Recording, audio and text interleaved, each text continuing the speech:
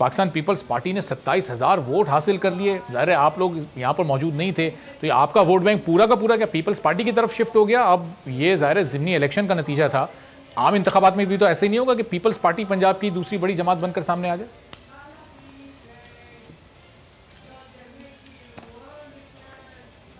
बिस्मिल्लाहिर्रहमानिर्रहीम। बहुत शुक्रिया अरबाब जहांगीर साहब। कल का इलेक्शन तो एक नाटक था, क्योंकि जब आपने एक मेन कंटेंडर को बीच में से टेक्निकल बेसिस पे आपने निकाल दिया और एक जो इलीगल इलेक्शन था जिस पे इलेक्शन कमीशन को एक्शन लेना चाहिए था, वीडियोस आई पैसे देते हुए असलम गिल साहब के लोगों की और दूसरी पार्टी की, तो उन वीडियोस के ऊपर इलेक्शन कमीशन ने क्या एक्शन लिया? कुछ भी नहीं एक्शन लिया। ये एक जो हमारा तरीका है इलेक्शन कमीशन का अपने आप को फ़ाल साबित करने के लिए, यानी जहां अब बात करें तो बुरा लगता है मगर हकीकत तो यही है कि देखिए जब वीडियो आ जाती है जिसमें पैसे दिए जा रहे हैं, इलेक्शन से पहले आ जाती है, तो उसके ऊपर इलेक्शन कमीशन ने क्या एक्शन लिया? कोई एक्शन नहीं लिया। और ये ऐसे इलेक्शन को तो नल एंड वॉइड होना चाहिए, और वो नल एंड वॉइड हो गया जब आपने देखा कि 20% से कम टर्नआउट है, तो उसके बाद तो इलेक्शन वैसे भी नल एंड वॉइड डिक्लेयर हो सकता है। बात ये है कि ये सैंपल साइज अगर आपका इतना थोड़ा हो, उस पर ये जो कोई भी डेक्लरेशंस करनी वो आप कर सकते हैं, मगर उसकी कोई हकीकत नहीं होती। पीपल्स पार्टी वोट ले, ज़रूर ले। देखिए बात ये है कि नून लीग अगर पिछला जो इलेक्शन हुआ था 2018 का, तब 3,70,000 वोटर थे और उसके बीच में 87,000 वोट मिले थे नून लीग के परवेज मलिक साहब को और 77,000 मिले थे एजाज चौधरी साहब को, तो फर्क ज्यादा नहीं था। मेन कंटेंडर को आपने गेम से निकाल दिया। 89,800 के करीब वोट थे परवेज मलिक साहब के, तकरीबन 12,000 का डिफरेंस था पीटीआई और नून लीग का। जरका साहब 12,000 का डिफरेंस। जी 89,000 समथिंग थे ना। तो बात ये है कि फर्क इतना नहीं था, 46% उनको डले थे, 40% एजाज चौधरी साहब को डले थे। बात ये है कि जो मेन आपका कंटेंडर था आपने उसको निकाल दिया। आपकी आपस की जो भी मिली भगत है या तो वो इलेक्शन का रिजल्ट तो यही आना था जो आया है। और लेकिन वोटर टर्नआउट ने आपको बता दिया है कि कितना इंटरेस्ट है और कितना लोग, हालांकि इतने उनको ब्राइब किया गया, इतना कुछ किया गया, लेकिन डॉक्टर साहब ये वोटर टर्नआउट कम रहा या 2018 में ज्यादा था? जो डिफरेंस था वो 12,000 वोट की बढ़तरी का, वो उस वक्त भी नून लीग के पास था, वो आज भी नून लीग ने कंटिन्यू किया है। आप लोग ना निकले, इसका मतलब इस हल्के के एक आम वोटर की सोच में 2018 के मुकाबले में 21 तक कोई खास तब्दीली आई नहीं है। जितने मार्जिन से नून लीग उस वक्त जीती, आज भी उतने मार्जिन से जीती है। आपने पहले ही नॉकआउट कर दिया। पीटीआई ने मौका दिया ना, पीटीआई ने मार्जिन से जीत रही है, टर्नआउट ही आपका नहीं हुआ।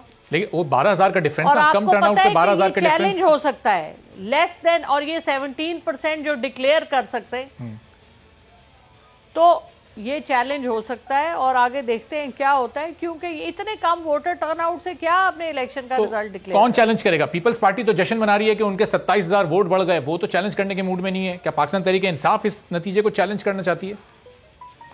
जाहिर है उनकी जमानत जब्त नहीं हुई और उनका वोट पड़ गए, तो वो तो उनके लिए वाकई जश्न की बात है। पीपल्स पार्टी जो वाइप आउट हुई थी, पीटीआई को आपने गेम से निकाल दिया, तो जाहिर है कुछ ना कुछ तो उनको मिलना ही था। और पैसे भी उन्होंने दिए, आपने देखे ना। देखिए पाकिस्तान पीपल्स पार्टी जब शुरू हुई थी उस जमाने में, आज से 50 साल पहले, उसकी एक और फॉलोइंग थी। पीपल्स पार्टी ने अपने जो काम दिखाए, मैं कोई और लफ्ज इस्तेमाल नहीं करना चाहती, उससे इन्होंने अपनी वोटर कॉन्फिडेंस खोया। और आप जिस किस्म की सियासत आप पीपल्स पार्टी की देखते हैं, सवाए पैसे की सियासत, सवाए कब्जा माफिया, सब जानते हैं 10% 100% क्या हकीकत है और किस तरह से काम किया जाता है पीपल्स पार्टी में। पैसों की थैलियां खोल दी जाती हैं, बोरियां खोल दी जाती हैं। इलेक्शन हो, सेनेट का इलेक्शन हो बलूचिस्तान में, कौन नहीं जानता क्या किस तरह होता है। तो ये सब जो बातें हैं, ये एक इंतहाई इखलाकी गिरावट है पाकिस्तान में, और मैं तो इसको बिल्कुल भी कंडोन नहीं करूंगी। और वक्त आ गया है, सियालकोट का सानिया अभी 2 दिन पुराना नहीं हुआ, मैं तो, मेरा सर तो शर्म से जमीन के अंदर गिरा हुआ है। और किसी पाकिस्तानी को इस वक्त, हर पाकिस्तानी को शर्म से पानी पानी होना चाहिए कि हमारे मुल्क में जो लोग बाहर से आते हैं यहाँ पर हमारा काम करने के लिए, हम उनके साथ ये सलूक करते हैं और हम उसके ऊपर, मतलब छोटे लोग हैं। अरबाब साहब, मैं एक इज्जतदार घर के हम सब लोग हैं।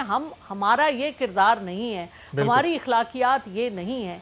हमारी इखलाकियात ये नहीं है कि पैसे के बलबोते पे इलेक्शंस लड़े जाएं। हमारी इखलाकियात ये नहीं है कि लोगों को दिन दिहाड़े कत्ल किया जाए और फिर उनको जलाया जाए। कहाँ जा रहा है ये मुल्क? और ये इखलाकियात 1 दिन 2 दिन 3 दिन में नहीं बनती, दहाइयों में बनती है। सियालकोट वाले वाकये में मलिक अदनान जैसे लोग फिर एक उम्मीद की किरण के तौर पर भी तो मौजूद है ना।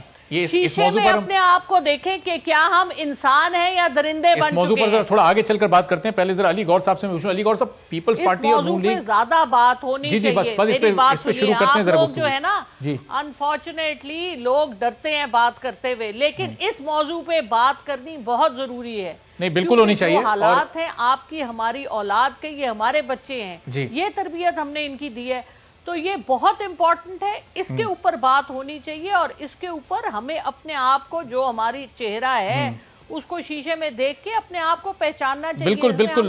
बिल्कुल बात होनी चाहिए। और इस पर फिर जो परवेज खटक साहब का जो जिस तरह का बयान आया है, वो बयान भी मैं आपको बताऊंगा, फिर उससे मुतालिक भी जरा बात करेंगे कि ये इतने रिस्पॉन्सिबल ओहदे पर होकर इस तरह के बयानात ऐसे वाकयात से मुतालिक आने चाहिए या नहीं। लेकिन जरा अली गौर साहब से मैं कल के इलेक्शन से मुतालिक 1-2 सवाल और कर लूँ। अली गौर साहब, ये पीपल्स पार्टी, नून लीग ने, दोनों बड़ी अपोजिशन जमातों ने मिलकर भी 4 लाख के हल्के से ये 76,000 वोट हासिल किए हैं। इसका मतलब अगर बतौर मजमूई देखें तो आवाम ने तो एक तरह से इस इलेक्शन को मुस्तरद कर दिया ना। वो अगर हुकूमत के खिलाफ होते या हुकूमत से तंग होते या महंगाई से परेशान होते तो बड़ी तादाद में आवाम निकलती अपोजिशन जमातों को सपोर्ट करने के लिए, लेकिन टर्न आउट तो बहुत कम और बहुत मायूस कुन रहा है। देखिए बात साहब, मैं आपसे गुजारिश करूंगा कि आपने पहले भी डॉक्टर साहब को बहुत ऑलमोस्ट वीक से डबल टाइम आपने दिया था, और मतलब है कि आप क्या बात जी आप अपना वक्त लें और आप तफसील से जवाब दें, प्रॉपर टाइम दिया करें या फिर इस तरह से मुनासिब। देखें, गुजारिश ये है कि इसकी 2-3 वजूहात हैं। एक बात से तो मैं इत्तफाक करता हूँ कि इस वक्त जो पाकिस्तान में इलेक्शन का निज़ाम है, जो मतलब है कि जिस तरह से इलेक्शन करवाए जा रहे हैं, जिस तरह से पाकिस्तान के अवाम से उनके वोट छीना जा रहा है, जिस तरह से पाकिस्तान के वोट की और पाकिस्तानियों के वोट की इज़्ज़त को पामाल किया जा रहा है, रौंदा जा रहा है, तो पाकिस्तान के लोगों का जो है, पाकिस्तान की अवाम का इस इलेक्शन के निज़ाम से एतमाद उठ गया है। और उसकी बुनियादी वजह जो है वो इस कठपुतलियों हुकूमतों का बनना है, जिस तरह से कि हमारी मौजूदा वफाक की हुकूमत, KPK की हुकूमत, पंजाब की हुकूमत अवाम का वोट छीन कर बनाई गई।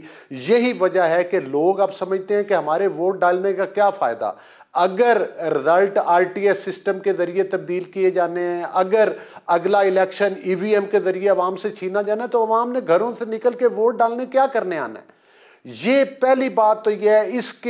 इसकी वजह जो है वो डॉक्टर जरका साहिबा की पॉलिटिकल पार्टी है, जो कि इस वक्त कठपुतली बनी हुई है और पाकिस्तान के वोट चुरा के आई। और मैंने पहले भी जिक्र किया है कि ये बात मैं नहीं कर रहा, सुप्रीम कोर्ट ऑफ पाकिस्तान ने, इलेक्शन कमीशन ऑफ पाकिस्तान ने इनको वोट चोर का सर्टिफिकेट दिया है, इमरान नियाजी को और चीफ मिनिस्टर पंजाब को, जो कि जिन्होंने पूरे हुकूमती वसाइल जो हैं वो वोट चोरी पर लगाए और फिर भी रंगे हाथों पकड़े गए। ऐसे ही है जैसे कोई बंदा चोरी और डकैती करते हो, तो ये तो डाका मारते हुए पकड़े गए हैं। जिस तरह से कि ये पैसों के ऊपर डाका मारते हैं, पाकिस्तान के खजाने को दोनों हाथों से लूट रहे हैं। सब्सक्राइब करें और बेल दबाएं ताकि कोई खबर रह न जाए।